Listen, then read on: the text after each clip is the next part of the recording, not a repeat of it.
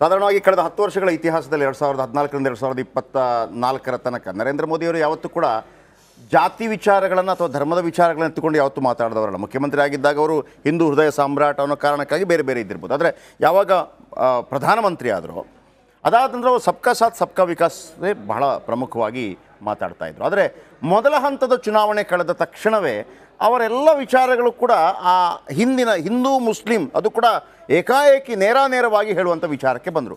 ಅದರ ಅರ್ಥ ಏನು? ಮುಂದಿನ ಚುನಾವಣೆಯನ್ನು ಇದೇ ವಿಚಾರಕ್ಕೆ ಸಂಬಂಧಪಟ್ಕೊಂಡು ಮಾತಾಡಬೇಕು ಅಂತನಾ ಅಥವಾ ಬೇರೆ ಅಭಿವೃದ್ಧಿ ಪಥದ ವಿಚಾರಗಳನ್ನು ಹೇಳಿದಾಗ ಜನರಿಗೆ ತಲುಪೋದಿಲ್ಲ ಅಂತನಾ? ಆ ಕನ್ಫ್ಯೂಷನ್ಗೆ ನಿಮ್ಮ ಬಳಿ ಏನು ಉತ್ತರ ಇದೆ? ಇಲ್ಲ ಒಂದು ಏನಂದರೆ ನಿನ್ನೆ ಇನ್ನೊಂದು ಖಾಸಗಿ ಚಾನಲ್ನಲ್ಲಿ ಅಣ್ಣಾಮಲೈಯವರು ಒಂದು ವಿಡಿಯೋನ ತೋರಿಸ್ತಾರೆ. ಆ ವಿಡಿಯೋದಲ್ಲಿ ಕ್ಲಿಯರ್ ಕಟ್ಟಾಗಿ ರಾಹುಲ್ ಗಾಂಧಿಯವರ ಸ್ಟೇಟ್ಮೆಂಟ್ನ ರೆಕಾರ್ಡ್ ಆಗುತ್ತೆ ಮತ್ತು ಅದಕ್ಕೆ ಕಾಂಗ್ರೆಸ್ನ ಮ್ಯಾನಿಫೆಸ್ಟೋ ಏನಿದೆ ಇವೆರಡೂ ಸಹ ತಾಳೆ ಮಾಡಿ ನೋಡಬೇಕಾಗ್ತದೆ. ಆ ವಿಡಿಯೋದಲ್ಲಿ ಏನು ಹೇಳ್ತಾರೆ, ರಾಹುಲ್ ಗಾಂಧಿಯವರು ನೇರ ಹೇಳ್ತಾರೆ, ಆಸ್ತಿನ ನಾವು ಏನು ಸರ್ವೆ ಮಾಡಿಸ್ತೀವಿ ಅದು ಏನು ಫೈನಾನ್ಷಿಯಲ್ ಆಸ್ತಿಗಳನ್ನು ಸರ್ವೆ ಮಾಡಿಸಿ ಅದನ್ನು ಎಲ್ಲರಿಗೂ ಹಂಚ್ತಕ್ಕಂಥದ್ದು ಹಿಂದೂಸ್ತಾನ ಅಂತ ಪದ ಉಪಯೋಗಿಸಿ ಅದನ್ನು ಮ್ಯೂಟ್ ಮಾಡ್ತಕ್ಕಂಥ ಕೆಲಸ ಮಾಡಿ ಅದಾದಮೇಲೆ ಇಂಥ ಒಂದು ಸಮುದಾಯಕ್ಕೆ ಹಂಚ್ತೀವಿ ಅಂತಲೂ ಹೇಳೋದ್ರನ್ನ ಅದನ್ನೂ ಪದನ ಮ್ಯೂಟ್ ಮಾಡ್ತಾರೆ. ಇದು ಯಾವಾಗಾಗಿದ್ದು? ಇದು ಕಳೆದ 2 ವಾರದಲ್ಲಿ ಅಂದರೆ ಫಸ್ಟ್ ಫೇಸ್ ಆಫ್ ಪೋಲಿಂಗ್ ಇನ್ನೇನು ಒಂದು ದಿವಸನೋ 2 ದಿವಸನೋ ಇದ್ದಾಗ ಹೇಳಿರ್ತಕ್ಕಂತಹದ್ದು. ಅದು ರಾಹುಲ್ ಗಾಂಧಿಯವರ ಸೋಷಿಯಲ್ ಮೀಡಿಯಾದಲ್ಲಿ ಯೂಟ್ಯೂಬಲ್ಲಿ ಇದ್ದಂತಹ ಒಂದು ವಿಡಿಯೋ. ಇದರ ವಿಡಿಯೋ ಮತ್ತು ಕಾಂಗ್ರೆಸ್ನ ಮ್ಯಾನಿಫೆಸ್ಟೋ ಏನು ರಿಲೀಸ್ ಆಗುತ್ತೆ ಅದರಲ್ಲಿ ಯಾವ ರೀತಿ ಬರೆದಿದ್ದಾರೆ ಈ ಎಲ್ಲ ಅಂಶಗಳನ್ನ ಇಟ್ಕೊಂಡು ನರೇಂದ್ರ ಮೋದಿಯವರು ಸ್ಟೇಟ್ ಮಾಡಿರ್ತಕ್ಕಂಥದ್ದು ಕಾಂಗ್ರೆಸ್ನ ಮನಸ್ಥಿತಿಯ ಬಗ್ಗೆ. ನಾವು ಈಗಲೂ ಅಷ್ಟೇ ಬದ್ಧವಾಗಿದ್ದೇವೆ ಸಬ್ಕಾ ಸಾಥ್ ಸಬ್ಕಾ ವಿಕಾಸ್ ಸಬ್ಕಾ ವಿಶ್ವಾಸ್ ಅಂತಕ್ಕಂತಹ ವಿಚಾರದಲ್ಲಿ. ನೋಡಿ, ಯಾವುದೇ ಒಂದು ಸಮುದಾಯ ಆಗಲಿ ಎಲ್ಲೂ ಸಹ ಡಿಫ್ರೆನ್ಷಿಯೇಟ್ ಮಾಡಬಾರ್ದು. ಡಿಫ್ರೆನ್ಸಿಯೇಷನ್ನು ರಿಲಿಜನ್ ಬೇಸಸ್ ಮೇಲಾಗಲಿ ಕಾಸ್ಟ್ ಬೇಸಸ್ ಮೇಲಾಗಲಿ ತಂದಂಥವ್ರು ಯಾರು? ಅದು ಕಾಂಗ್ರೆಸ್ ಪಕ್ಷ. ಅದು ನೆಹರು ಆಗಿರಬಹುದು, ತದನಂತರ ಇಂದಿರಾ ಗಾಂಧಿ ಆಗಿರ್ಬೋದು, ರಾಜೀವ್ ಗಾಂಧಿ ಆಗಿರ್ಬೋದು. ನಡಿ ಈಗ ಶುರು ಮಾಡೋಣ.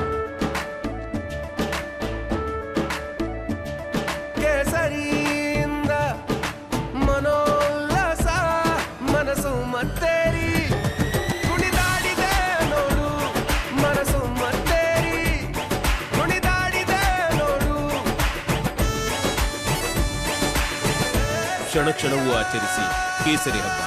ವಿಮಲ್ ಬಾಯಲ್ಲಿ ಹೇಳಿ ಕೇಸರಿ. ನಂತರದಲ್ಲಿ ಬಂದಂತಹ ಸೋನಿಯಾ ಕಾಂಗ್ರೆಸ್ ಏನಿದೆ ಈ ಎಲ್ಲ ಕಾಂಗ್ರೆಸ್ನಲ್ಲೂ ಸಹ ಜಾತಿ ಮತ್ತು ಧರ್ಮಕ್ಕೆ ಕೊಟ್ಟಿರ್ತಕ್ಕಂತಹ ಒತ್ತನ್ನು ನಾವು ಇವತ್ತು ಹೇಳಿ ಜನಗಳಿಗೆ ಮನಸ್ಸಿಗೆ ಮುಟ್ಟಿಸ್ತಕ್ಕಂಥ ಕೆಲಸಗಳನ್ನು ಮಾಡ್ತಾ ಇದ್ದೀವಿ. ಆಗಲೇ ನಾನು ಸ್ಮಿತಾ ಅವ್ರ ಮಾತನ್ನ ಕೇಳಿಸ್ಕೊಳ್ತಿದ್ದೆ. ರೈತರ ಆದಾಯದ ಬಗ್ಗೆ ಮಾತಾಡ್ತಾರೆ. ನಾನು ಒಬ್ಬ ರೈತ ಕುಟುಂಬದಿಂದ ಬಂದಿದ್ದೇನೆ. ನೋಡಿ, ಇವತ್ತು ಲ್ಯಾಂಡ್ ಹೋಲ್ಡಿಂಗ್ ಅಂತಕ್ಕಂತಹದ್ದು 20 ಗುಂಟೆಗಿಂತ ಕಡಿಮೆ ಆಗಿರ್ತಕ್ಕಂತಹದ್ದು ಒಂದು ದೊಡ್ಡ ವಿಚಾರ. ಅದರಿಂದ ಏನು ಮಾಡಿದ್ದೀವಿ, ಲೈವ್ ಸ್ಟಾಕ್ ಮಿಷನ್ನಲ್ಲಿ 1 ಕೋಟಿವರೆಗೂ ಅಂದರೆ 50 ಲಕ್ಷದವರೆಗೂ ಸಬ್ಸಿಡಿ ಕೊಟ್ಟು ಲೈವ್ ಸ್ಟಾಕ್ ಮಿಷನ್ಗೆ 1 ಕೋಟಿ ಪ್ರಾಜೆಕ್ಟ್ನ ಸ್ಯಾಂಕ್ಷನ್ ಮಾಡಿಸಿದ್ರೆ ಅಥವಾ ಯಾವುದೇ ಒಂದು ಕುರಿ ಸಾಕಾಣಿಕೆ, ಹಸು ಸಾಕಾಣಿಕೆ ಅಥವಾ ಮೇಕೆ ಸಾಕಾಣಿಕೆ ಅಥವಾ ಕೋಳಿ ಸಾಕಾಣಿಕೆ ಅಥವಾ ಬೇರೆ ಎಲ್ಲ ವಿಚಾರಗಳಲ್ಲೂ ಸಹ ಸಿರಿಕಲ್ಚರು ಇದೆಲ್ಲದಕ್ಕೆ ಒತ್ತು ಕೊಟ್ಟು ನರೇಂದ್ರ ಮೋದಿ ಸರ್ಕಾರ ಕೆಲಸ ಮಾಡ್ತಿದೆ. ಅದರಿಂದಾಗಿ ಇವತ್ತು ರೈತರ ಆದಾಯ ಜಾಸ್ತಿ ಆಗಿದೆಯಾ ಅಂದರೆ ಖಂಡಿತವಾಗ್ಲೂ ಜಾಸ್ತಿ ಆಗಿದೆ. ದ್ವಿಗುಣ ಆಗಿದೆಯಾ ಅಂತಂದ್ರೆ ಅದಕ್ಕೆ ಇನ್ನೂ ಸಹ ಕೆಲಸ ಮಾಡಬೇಕಾಗಿದೆ. ಖಂಡಿತವಾಗ್ಲೂ ದ್ವಿಗುಣ ಆಗ್ತಕ್ಕಂಥ ಕೆಲಸ ಮಾಡ್ತೀವಿ. ಪ್ರಶ್ನೆ ಕೇಳಿದ್ ಯಾವ ವಿಚಾರ ಅಂತ ತಮಗ್ ಗೊತ್ತಾಗಿದೆ. ಗೊತ್ತಾದ್ಮೇಲೂ ಕೂಡ ನೀವು ರಾಹುಲ್ ಗಾಂಧಿ ಕನೆಕ್ಟಿವಿಟಿ ಕೊಟ್ರಿ ಯಾಕೆ ಅನ್ನೋದು ನಮಗೂ ಗೊತ್ತಾಯ್ತು. ಕೇಳಿದ್ದೇನ್ ಗೊತ್ತಾ, ಈ ಸೆಲೆಕ್ಟಿವ್ ಸಿಂಪತಿ ಅನ್ನೋದನ್ನ ಮೋದಿ ಕೂಡ ಪ್ರಯೋಗ ಮಾಡ್ಲಿಕ್ಕೆ ಪ್ರಾರಂಭ ಮಾಡ್ಬಿಟ್ರ. ನೇಹಾ ಮರ್ಡರ್ ಆಗಿದ್ದು ಒಬ್ಬ ಮುಸಲ್ಮಾನ ಯುವಕ ಅನ್ನೋ ಆರೋಪದ ಹಿನ್ನೆಲೆಯಲ್ಲೇ ನೇಹಾ ವಿಚಾರನ ಪದೇ ಪ್ರಸ್ತಾಪ ಮಾಡ್ತಾರೆ. ಹತ್ರಾಸ್ ಬಗ್ಗೆ ಯಾಕೆ ಮಾತಾಡಲ್ಲ? ಮಣಿಪುರದ ಬಗ್ಗೆ ಯಾಕೆ ಮಾತಾಡಲ್ಲ? ಹಾಸನದ ಬಗ್ಗೆ ಯಾಕೆ ಮಾತಾಡಲ್ಲ? ಪ್ರಶ್ನೆ ಕೇಳ್ತಿದ್ದಾರೆ. ಸೆಲೆಕ್ಟಿವ್ ಸಿಂಪತಿ ಇಲ್ಲೂ ಕೂಡ ಬೇಕಾ? ಅಲ್ಲೂ ಧರ್ಮಾಧಾರಿತ ರಾಜಕಾರಣ ಬೇಕಾ? ಮೋದಿ ಅಂತವ್ರಿಗೂ ಬೇಕಾ? ಒಳ್ಳೆ ಪ್ರಶ್ನೆ. ಏನಂತಂದ್ರೆ ಕಳೆದ 10 ತಿಂಗಳಲ್ಲಿ ಮುಖ್ಯಮಂತ್ರಿ ಉಪಮುಖ್ಯಮಂತ್ರಿ KPCC ಅಧ್ಯಕ್ಷರಾಗಿರ್ತಕ್ಕಂಥ ಉಪಮುಖ್ಯಮಂತ್ರಿ ಕರ್ನಾಟಕ ರಾಜ್ಯದ್ದು ಏನು ಹೇಳಿದ್ದಾರೆ ಅಥವಾ ಪರಮೇಶ್ವರ್ ಏನು ಹೇಳಿದ್ದಾರೆ, ಗೃಹ ಮಂತ್ರಿಗಳು, ನಿಮ್ಮಿಂದಲೇ ಸರ್ಕಾರ, ನಿಮ್ಮ ಋಣ ನಮ್ಮ ಮೇಲಿದೆ, ನೀವಿಲ್ಲದೆ ಇದ್ರೆ ನಮ್ಮ ಸರ್ಕಾರ ಇರ್ತಿರ್ಲಿಲ್ಲ ಅಂತ ಹೇಳಿದಂಥ ಹಿರಿಯ ಕಾಂಗ್ರೆಸ್ನ ಮುಖಂಡರುಗಳು ಮತ್ತು ಅಧಿಕಾರದಲ್ಲಿರ್ತಕ್ಕಂತಹ ಅವರ ಮಾತುಗಳಿಗೆ ಪುಷ್ಟಿ ಕೊಡ್ತಕ್ಕಂಥ ಕೆಲಸ ಶಿವಮೊಗ್ಗ ಔರಂಗಜೇಬ್ ಕಟ್ಔಟ್ ಆಗ್ತಾಗ್ಲೂ ಆಗ್ತದೆ, ಕೋಲಾರಲ್ಲಿ ಕ್ಲಾಕ್ ಟವರ್ ಮೇಲೆ ಆಗ್ತಂತಹ ಕತ್ತಿ ಏನಿದೆ ಅದ್ರ ಮೇಲೂ ಆಗ್ತದೆ. ಅದಾದಮೇಲೆ ನೀವು ಹಾನ್ಗಲ್ಲಲ್ಲಾದಂತಹ ಒಂದು ಮಹಿಳೆ ಮೇಲೆ ರೇಪ್ ಆದಾಗಲೂ ಆಗ್ತದೆ. ಯಾರು ಸಂತ್ರಸ್ತೆ ಇರ್ತಾರೆ ಅವ್ರ ಪರವಾಗಿ ನಿಂತ್ಕೊಳ್ಳಲ್ಲ, ಯಾರು ಕ್ರೈಮ್ ಮಾಡಿರ್ತಾರೆ ಅವ್ರ ಪರವಾಗಿ ನಿಂತ್ಕೊಳ್ತಕ್ಕಂಥ ಕೆಲಸ ಮಾಡುತ್ತೆ. ವಿಧಾನಸೌಧದಲ್ಲಿ ಪಾಕಿಸ್ತಾನ ಜಿಂದಾಬಾದ್ ಅಂತಕ್ಕಂತಹ ವಿಚಾರ ಬಂದಾಗಲೂ ಸಹ ಆ ಪಾಕಿಸ್ತಾನ ಜಿಂದಾಬಾದ್ ಅನ್ನೋರು ಖಂಡಿಸೋದಿಲ್ಲ. ಈಗ ನೇಹಾ ಪ್ರಕರಣದಲ್ಲೂ ಅಷ್ಟೇ, ಅದೇನೋ ಲವ್ ಮ್ಯಾಟರ್ ಇರ್ಬೋದು, ಪರ್ಸನಲ್ ಮ್ಯಾಟರ್ ಇರ್ಬೋದು, ಈ ವಿಚಾರ ಯಾರೇ ಕ್ರೈಮ್ ಮಾಡಿರಲಿ ಅದು ತಪ್ಪಿತಸ್ಥ. ಹಾಸನಲ್ಲಿ ಯಾರೋ ಒಬ್ಬ ಈಗ ಎಂ ಪಿ ನಿಂತ್ಕೊಂಡಿರ್ತಕ್ಕಂಥ ತಪ್ಪು ಮಾಡಿರೋದು ತಪ್ಪೇ. ಅದು ನಾವು ಅದನ್ನ ಸಮರ್ಥನೆ ಮಾಡ್ಕೊಳ್ಳಲ್ಲ. ವಿಚಾರ ಏನಂತಾರೆ, ನಾವು ಅದನ್ನ ಸಮರ್ಥನೆ ಮಾಡ್ಕೊಂಡಾಗ ತಪ್ಪು. ಈಗ ಕಾಂಗ್ರೆಸ್ನ ಮುಖಂಡರು ಏನ್ ಮಾಡ್ತಾರೆ, ಸಮರ್ಥನೆ ಮಾಡ್ಕೊಳಕ್ ಹೋಗ್ತಾರೆ, ಅದು ಲವ್ ಮ್ಯಾಟರ್ ಅಂತೆ, ಅದು ಪರ್ಸನಲ್ ಮ್ಯಾಟರ್ ಅಂತೆ ಅಂತ ಹೇಳ್ಬಿಟ್ಟು. ಅದೇ ರೀತಿ ಪಾಕಿಸ್ತಾನ ಜಿಂದಾಬಾದ್, ಇದೇ ಚಾನಲ್ ಅಲ್ಲಿ ಇಲ್ಲೇ ನೀವೇ ಕೂತಿದ್ರಿ, ಜಯಪ್ರಕಾಶ್ ಶೆಟ್ಟರ್ ಕೂತಿದ್ರು ಅವತ್ತು, ಇಲ್ಲೇನೇನೆ ಅನೇಕ ಜನ ಮುಖಂಡರಿದ್ದವರು ಹೌದು ಪಾಕಿಸ್ತಾನ ಜಿಂದಾಬಾದ್ ಅಂತ ಹೇಳಿದ್ರು. ತದನಂತರ 15 ನಿಮಿಷ ನಾವು ಆಚೆ ಹೋಗಿದ್ ಕೂಡ್ಲೇನೆ ಅದು ಪಾಕಿಸ್ತಾನ ಜಿಂದಾಬಾದ್ ಅಲ್ಲ, ಅದು ಜಮೀರ್ ನಾಜೀರ್ ಸಾಬ್ ಜಿಂದಾಬಾದ್ ಅಂತಕ್ಕಂಥದನ್ನ ನಮಗೂ ಮೆಸೇಜ್ ಮಾಡಿ ಹೇಳ್ತಕ್ಕಂಥದ್ದು ವಾಸ್ತವ. ಅಂದ್ರೆ ಕಾಂಗ್ರೆಸ್ನ ಮನಸ್ಥಿತಿ ಹೇಗಿದೆ? ಮಂಜುನಾಥ್ ಅವರೇ, ನೀವು 25 ಗ್ಯಾರಂಟಿಗಳ ಬಗ್ಗೆ ಒಂದು ಘೋಷಣೆ ಮಾಡ್ತೀರಿ. ಘೋಷಣೆ ಮಾಡಿದ ನಂತರ ಹೈದರಾಬಾದ್ನಲ್ಲಿ ಹೇಳುವಂತ ರಾಹುಲ್ ಗಾಂಧಿ ಅವರ ಒಂದು ಭಾಷಣ. ನಾನು ಒಂದು ಪ್ರಶ್ನೆ ಅಶೋಕ್ ಅವ್ರಿಗೆ, ನಮ್ಗೆ ಅಶೋಕ್ ಗೌಡ್ರಿಗೆ ಒಂದು ಕ್ಲಾರಿಫಿಕೇಶನ್ ತಂದು ಮುಂದಕ್ಕೆ ಹೋಗ್ತೀನಿ. ನೋಡಿ, ಯಾರೂ ಕೂಡ ಒಂದು ಮರ್ಡ್ರನ್ನು ನಾವು ಸಮರ್ಥಿಸೋಕ್ಕೆ ಯಾರೂ ಕೂಡ ಅದ್ರ ಬಗ್ಗೆ ಡೌಟ್ ಇಲ್ಲ, ಸಮರ್ಥನೆ ಇಲ್ಲ, ಅದಕ್ಕೆ ಅದು ಅಕ್ಷಮ್ಯನೇ. ಅದು ಹೆಣ್ಣಿಗಾಗಿರಲಿ ಗಂಡಿಗಾಗಿರಲಿ ಈ ಪ್ರಜಾಪ್ರಭುತ್ವ ವ್ಯವಸ್ಥೆ ಒಳಗಡೆ ಈ ನೆಲದ ಕಾನೂನು ಏನು ಹೇಳ್ತದೆ ಅದನ್ನು ಗೌರವಿಸಿ ಯಾರೇ ಮಾಡಿರೋಂಥ ಒಂದು ಕ್ರೈಮ್ ಇರ್ಬೋದು ಅದು ಅಕ್ಷಮ್ಯ ಮತ್ತು ಅದಕ್ಕೆ ಈ ನೆಲದ ಕಾನೂನಿನ ಪ್ರಕಾರ ಶಿಕ್ಷೆ ಆಗಬೇಕು. ಮತ್ತೆ ಯಾಕೆ ನಿರಂಜನ್ ಅವರು ಹೇಳ್ತಾ ಇದ್ರು, ನೇಹಾಳ ತಂದೆ ಹೇಳ್ತಾ ಇದ್ರು, ನಾನೇನು ಪ್ರಶ್ನೆ ಕೇಳಿದ್ದೆ, ಈಗ ನೀವೊಬ್ಬ ಕಾಂಗ್ರೆಸ್ ಕಾರ್ಪೊರೇಟರು ಬಿಜೆಪಿ ಮತ್ತು ಎಬಿವಿಪಿ ಬಂದಲ್ಲಿ ಪ್ರತಿಭಟನೆ ಮಾಡ್ತಾ ಇದೆ, ನಿಮಗೆ ಸಹಮತ ಇದೆಯಾ ಅಂತ ಕೇಳಿದ್ರು. ಅದಕ್ಕೆ ಅವರು ಹೇಳಿದ್ರು, ನನಗೆ NSCI ಬಂದು ನನ್ನ ಜೊತೆ ನಿಲ್ಲಬೇಕಾಗಿತ್ತು, ನಿಲ್ಲಲೇ ಇಲ್ಲ, ಅವರು ಬಂದರು, ಅವ್ರು ಮಾಡಿದ್ದು ಕರೆಕ್ಟ್ ಆಗಿದೆ ಅಂತೇಳಿ.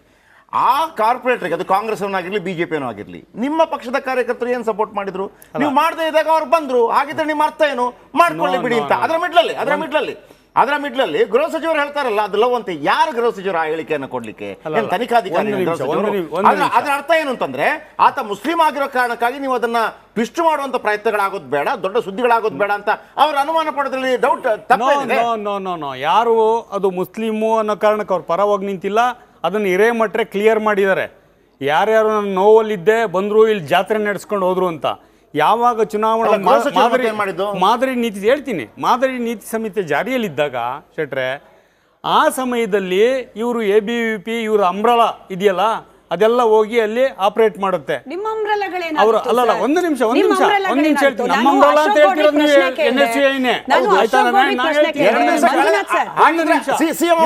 ಒಂದು ಕನ್ಸಲ್ಟ್ ಒಪಿನಿಯನ್ ಅನ್ನು ಕ್ರಿಯೇಟ್ ಮಾಡಕ್ ಹೋದ್ರೆ ಅದಕ್ಕೆ ಎಲ್ಲರ ಮೂಲಕ ಕನ್ಸಲ್ಟ್ ತಗೊಳಕ್ ಹೋದ್ರೆ ಅದು ತಪ್ಪು ಅಂತ ಹೇಳೋದು ನಮ್ಮ ಕರ್ತವ್ಯ.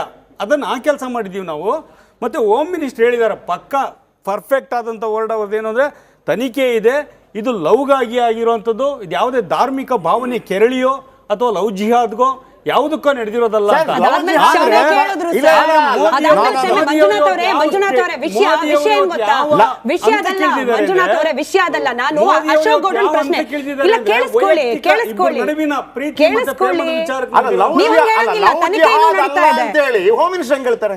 ಹೌದು, ಅಲ್ಲ ಅಂತ ತನಿಖೆ ಪೊಲೀಸ್ ಆಫೀಸರ್ಸ್ ಹೇಳಿ.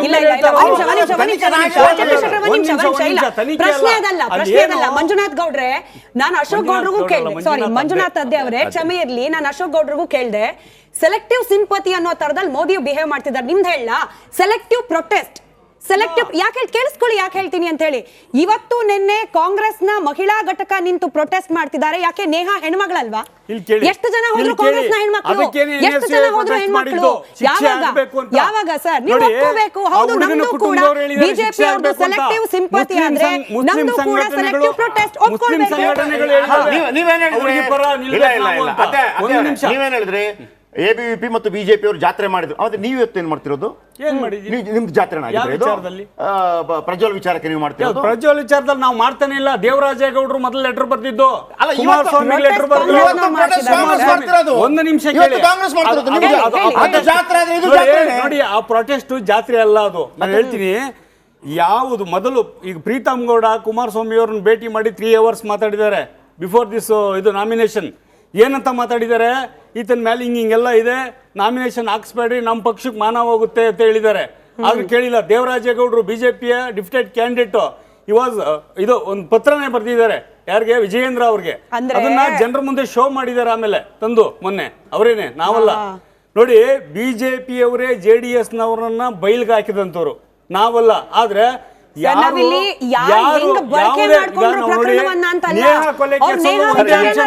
ಹೆಣ್ಣುಮಕ್ಕಳ ವಿಚಾರಕ್ಕೆ ನೀವು ಬೀದಿಗಿಳಿತಾ ಇದ್ದೀರಾ? ಹೆಣ್ಣು ಮಕ್ಕಳ ವಿಚಾರದಲ್ಲಿ ರಾಜಕೀಯ ಮಾಡೋದು, ಧರ್ಮದ ವಿಚಾರದಲ್ಲಿ ರಾಜಕೀಯ ಮಾಡೋದು, ದೇವ್ರ ಹೆಸರಲ್ಲಿ ರಾಜಕೀಯ ಮಾಡೋದು ನಮ್ದಲ್ಲ. ನಮ್ದು ಬಡವರ ಹೆಸರು, ನಾನು ದುಡಿಯುವ ಇಟ್ನಾಳ್ ಜನರ ಸರ್, ಹೆಸರು, ಉಷಾ ಮೇಡಮ್ನ ಶ್ರಮಿಕರ ಮಾತಾಡೋದಕ್ಕೆ ಹೆಸರು, ಮುಂಚೆ ಮಂಜುನಾಥ್ ಸರ್ ಕೂಲಿಕಾರರ ಹೆಸರು ಹೇಳಿ ಸಿಂಪಲ್. ಮಾಡೋದು ನಮ್ಮಿದು. ನನ್ನ ಪ್ರಶ್ನೆ ಈಗ ಬಹಳ ಸಂಪತ್ತಿನ simple ಹಂಚಿಕೆ ಆಗಿತ್ತು, ಬಗ್ಗೆ ಅವ್ರು ಮಂಜುನಾಥ್ ಮಾತಾಡಿದ್ರು. ಮಂಜುನಾಥ್ ಸಂಪತ್ತಿನ ಸರ್. ಹಂಚಿಕೆ ಒಳಗೆ ಏನ್ ಅಪರಾಧ ಇದೆ? ಇಲ್ಲ, ಮಂಜುನಾಥ್ ಏನ್ ಸರ್ ತಪ್ಪಿದೆ? ಇವತ್ತು ನೀವು ಕೇಳಿಸ್ಕೊಳ್ಳಿ. 16 ಲಕ್ಷ ಕೋಟಿ ಕಾರ್ಪೊರೇಟ್ ಸಂಸ್ಥೆಗಳಿಗೆ ನೀವು ಮನ್ನಾ ಇಲ್ಲ, ಮಾಡ್ತೀರಿ. ಒಂದ್ ನಿಮಿಷ, ಅವ್ರು ನಾನು ಕೇಳಿದ ಪ್ರಶ್ನೆಗೆ ಉತ್ತರ 16 ಲಕ್ಷ ಕೋಟಿ ತಾವು ಮನ್ನಾ ಸಂಭಾಷಣೆ ಮಾಡ್ತೀರಿ.